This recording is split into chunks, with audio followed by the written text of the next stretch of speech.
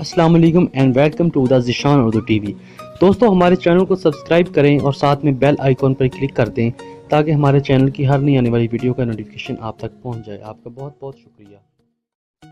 مجھے موت سے کوئی ڈر نہیں لگتا، لیکن مجھے مرنے میں بھی کوئی جلدی نہیں ہے، کیونکہ مرنے سے پہلے زندگی میں بہت کچھ کرنا ابھی باقی ہے۔ ایسا کہنا ہے دوستو ماہر سائنسدان اسٹیفن ہاکنگ کا، جس کے جسم کا کوئی بھی حصہ کام نہیں کرتا۔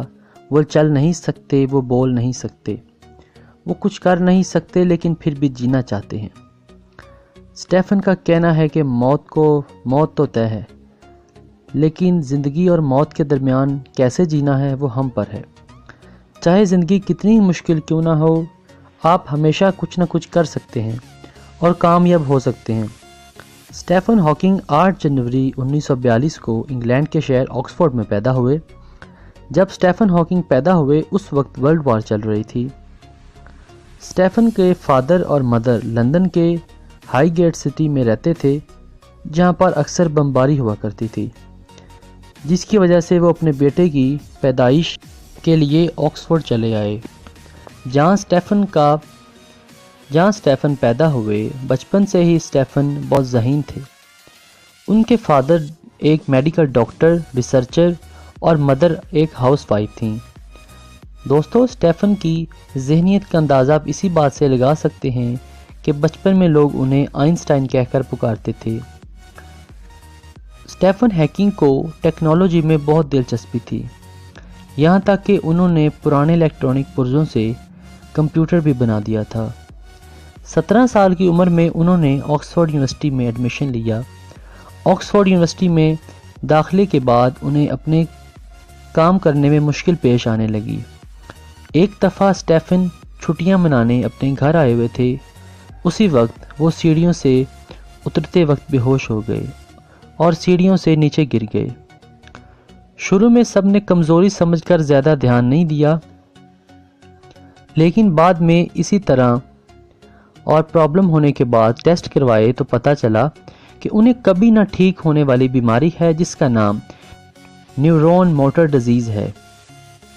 اس بیماری میں پٹھوں کو کنٹرول کرنے والی ساری نسیں آہستہ آہستہ کام کرنا چھوڑ جاتی ہیں، جس سے جسم سن ہو جاتا ہے اور سارے اعضاء کام کرنا بند ہو جاتے ہیں۔ دوستو ڈاکٹر کا کہنا تھا کہ اسٹیفن آپ صرف 2 سال اور جی سکتے ہیں، کیونکہ اگلے 2 سالوں میں ان کا سارا جسم مکمل طور پر آہستہ آہستہ بند ہو جائے گا، مفلوج ہو جائے گا۔ دوستو اسٹیفن ہاکنگ کو بھی اس بات سے بڑا جھٹکا لگا، لیکن انہوں نے کہا کہ میں ایسے نہیں مر سکتا، مجھے بھی زندگی میں بہت کچھ کرنا باقی ہے۔ دوستو اسٹیفن نے اپنی بیماری کو اگنور کیا اور ریسرچ شروع کر دی اور اپنے آپ کو پوری سائنس کو سونپ دیا۔ دوستو آہستہ آہستہ ان کا علم پوری دنیا میں پھیلنے لگا۔ انہوں نے اپنے آپ کو پوری دنیا کی سائنس میں منوایا۔ انہوں نے اپنی بیماری کو ایک نعمت سمجھ لیا تھا، لیکن وہیں دوسری طرف ان کا جسم ان کا ساتھ چھوڑتا جا رہا تھا۔ آہستہ آہستہ ان کا بایاں حصہ پورا کام کرنا چھوڑ گیا۔ بیماری پڑنے پر انہیں ویل چیئر کا سہارا لینا پڑا۔ ان کی یہ چیئر کمپیوٹر کے ساتھ بنی ہے، جو ان کے سر، ان کی آنکھوں اور ان کے ہاتھوں کی حرکت سے پتہ لگا لیتی ہے کہ وہ کیا بولنا چاہ رہے ہیں۔ آہستہ آہستہ اسٹیفن کا پورا جسم کام کرنا چھوڑ گیا، لیکن اس بیماری کا ایک فائدہ بھی تھا کہ اس بیماری سے اسٹیفن جسمانی مفلوج تو ہو رہے تھے، لیکن ذہنی طور پر طاقتور ہو رہے تھے، اور ذہنی طور پر انہیں کوئی مسئلہ نہیں تھا۔